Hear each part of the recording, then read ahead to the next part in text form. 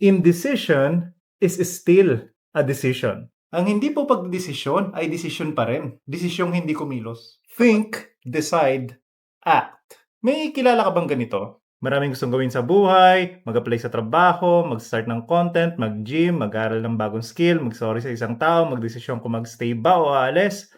Sabay-sabay. Pero, lagi ding sinasabi. Pero antayin ko lang maging ready ako pag sure na o kapag perfect timing na. Kaso, kailan yon? Kasi hinihintay nating perfect timing, hindi talaga dumadating yan. Maniwala ka sa akin, walang perfect time. Habang paralisado tayo sa paghihintay, may ibang tao na nagsimula na. Ibang tao na hindi rin sigurado.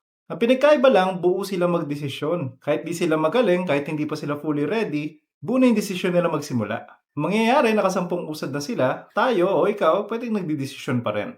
Think, decide, act. Hindi ko sinasabing huwag ka mag-isip kasi mahalaga talaga yung analysis. Planning yan, preparation, importante yan. Pero tandaan natin, walang kwenta yung preparation at analysis kung ang ending nito ay hindi ka makapagdesisyon, hindi ka makapaggawa ng aksyon. Kapag naging paralisado ka. Ito halimbawa, may job opening, qualified ka naman sa ilang requirements, hindi lahat pero kaya mong aralin. Pero sabi mo, hindi pa ako ready. So ang nangyari, hindi ka nag-apply.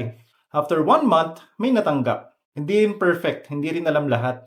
Pero nagpasa siya. Ngayon ikaw, anong pwede? Still thinking, still preparing, still looking for the perfect time. Siguro mas maganda kung ang gagawin ay try, fail, try again, and along the way, improve incrementally. Kasi, tandaan po ito, indecision is still a decision.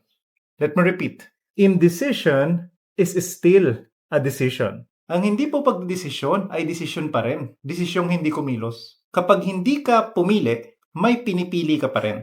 Pinipili mong manatili kung nasan ka. Kaya tandaan natin, hindi kailangan 100% prepared para kumilos. Minsan 20% lang, minsan 40%, minsan 60%, minsan 65%, 70%.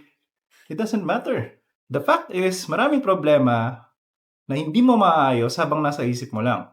Maayos mo lang kapag kumilos ka na, nag-commit ka na. Alam niyo, hindi ito pagiging reckless o padalos-dalos sa desisyon. At bagkus, ito yung pagharap sa realidad na hindi mo naman malalaman at maiintindihan talaga ang lahat. Kadalasan, you should take the leap of faith. Think, decide, act. Kasi sa uli, hindi lang maling desisyon ang pwedeng pagsisihan. Masakit pagsisihan sa buhay na hindi ka sumubok dahil masyado kang natatakot sa pagkakamali. Kaya kaibigan, choose faith, aim upwards, and keep moving forward. Favor naman, baka may natutunan ko sa video na to, bigyan mo naman ako ng follow. At meron din po tayong YouTube channel, same spelling ng Millennial Kuya.